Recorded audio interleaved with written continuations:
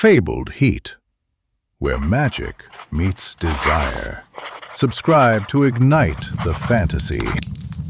The scent of stale coffee, bitter and burnt, clung to the air, mingling with something else, something feral, undeniably him.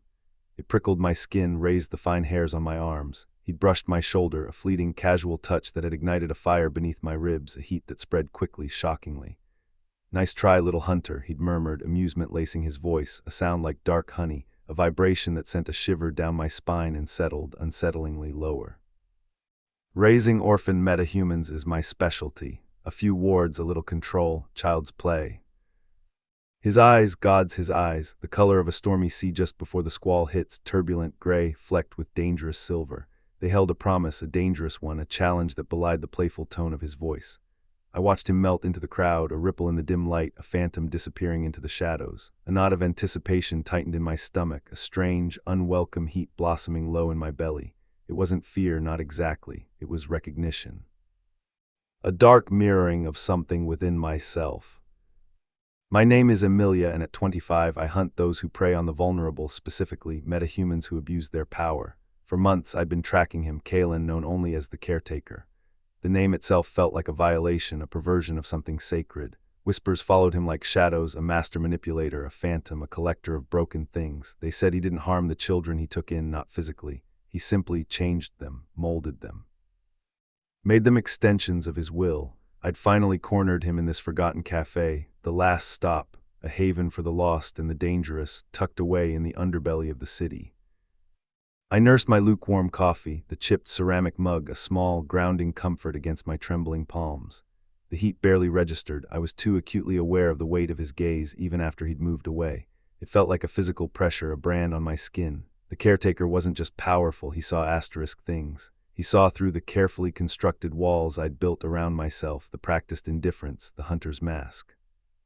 He knew how to unravel a person, to exploit their desires, their weaknesses. I'd been warned repeatedly to stay away, to let the council handle it, but I needed to understand the truth behind the rumors, to feel the pull of his power for myself, to know if the stories were true, if he was truly as dangerous as they said. The cafe was a dim, smoky refuge, perpetually shrouded in twilight. The air hung thick with the scent of cheap cigarettes, desperation, and something else, something ancient and subtly magical. Hushed murmurs filled the space, the voices of those who lived on the fringes, those who had nowhere else to go. Other hunters were present, scattered amongst the patrons, their faces grim, their eyes scanning the room. They were professionals, detached, focused on the task at hand. But I was the only one who dared to get close enough to taste the air he breathed, to feel the magnetic pull of his presence, to willingly walk into his orbit. Then he was there, tall, impossibly graceful, a shadow detaching itself from the gloom. He moved with a fluid, predatory elegance that was both captivating and terrifying. His tailored coat, dark as a raven's wing, seemed to absorb the light around him. His eyes, those captivating, dangerous eyes, locked onto mine, and a jolt of electricity surged through me, stealing my breath. It wasn't a painful shock, but a dizzying rush, a feeling of being recognized. A slow, knowing smile curved his lips, a subtle shift that transformed his face from handsome to breathtakingly alluring. "Emilia," he said, his voice a low, resonant hum that vibrated through my very core, bypassing my ears and settling directly into my bones. "I've been expecting you." My breath hitched, caught in my throat. I forced a casualness I didn't feel, a practiced indifference that crumbled at the edges. My fingers trembled as I set down my cup, the ceramic clinking softly against the chipped formica tabletop. "Kalen," I replied, striving for a confidence that felt fragile, a lie on my lips. My voice sounded small, reedy, betraying my inner turmoil. "The Caretaker, it's over." He chuckled, a low, rumbling sound that sent a wave of heat washing over my skin, a dangerous warmth that settled deep within my bones, pooling in my lower abdomen. It was intoxicating, unsettling. "Is it?" He slid into the booth opposite me, the worn leather creaking in protest as he settled in, his movements fluid and controlled. His gaze never left mine, pinning me in place. He didn't blink, didn't even seem to breathe. Or is this just the beginning? I swallowed, trying to moisten my suddenly dry throat. The air between us crackled with unspoken energy. I could feel the power radiating from him, a subtle pressure that made it difficult to think. "You've been taking children, Kalen, metahuman children, isolating them, controlling them." I kept my voice steady, forcing the words out. It felt like speaking into a hurricane.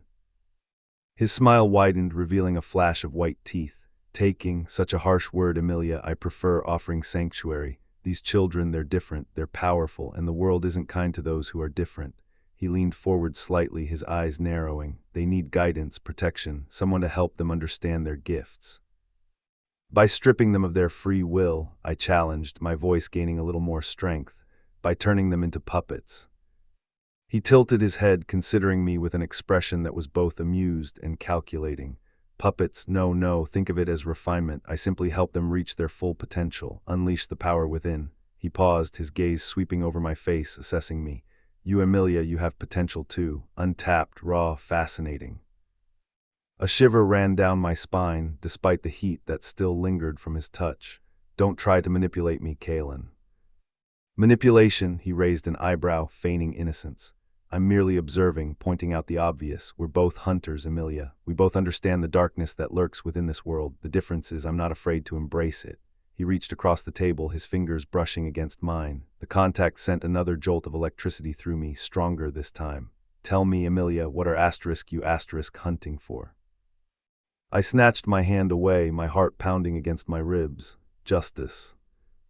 He laughed, a rich, melodic sound that echoed in the small cafe. Justice is a naive concept, little hunter, a child's dream. The world doesn't operate on justice, it operates on power. He leaned back, his eyes still locked on mine. And I, Emilia, have plenty of that. He paused, a dangerous glint in his eyes. Perhaps we could work together. The thought sent a wave of revulsion through me, but beneath it, a flicker of something else, curiosity. A dangerous, forbidden curiosity. I knew I should walk away. I knew I should report back to the council. But I couldn't, not yet. I needed to know more. I needed to understand the darkness that resided within him and within myself. What kind of work? I asked, my voice barely a whisper.